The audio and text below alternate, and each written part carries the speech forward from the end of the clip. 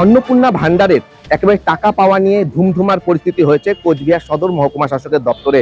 ইতিমধ্যে সরকার গড়ার আগে বিজেপির পক্ষ থেকে কিন্তু ইশতেহার জারি করা হয়েছিল, যদি এ বাংলায় তারা ক্ষমতায় আসে তাহলে মহিলাদের ১,৫০০ টাকা নয় ৩,০০০ টাকা করে দেবে। আর তারপরই কিন্তু ক্ষমতায় আসার পর বারংবার দেখা যাচ্ছে একেবারে অন্নপূর্ণার ভান্ডারকে ঘিরে বিশৃঙ্খলা পরিস্থিতি।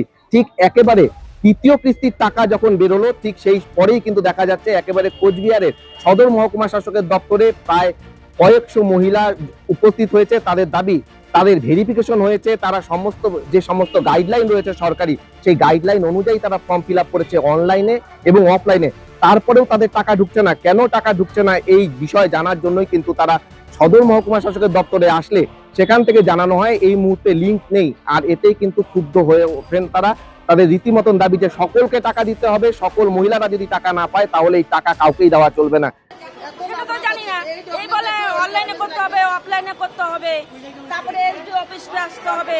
আসলাম, এখন বলে ইসেই নাই, তাহলে পাচ্ছি না তো, একবারও পাচ্ছি না। যারা পাওয়ার যোগ্য না তারাই পাচ্ছে, আর যারা পাওয়ার যোগ্য তারাই পাচ্ছে না। বলতেছে এটা ইয়ে লাগবে, মানে আমরা অনলাইন করছি অফলাইন করছি, এখন বলতেছে হবে না, আপনার নাম নাই, হ্যান নাই, ত্যান নাই, এগুলো কথা দিয়ে বুঝ দিচ্ছে। কি চাচ্ছে সরকার, কি বলবেন? কি বলে দিলে সবাইকে দিবে, না দিলে কাউকে না। একদম কোচবিহার সদর মহকুমা শাসকের দপ্তর থেকে চন্দন দাস, কলকাতা টিভি।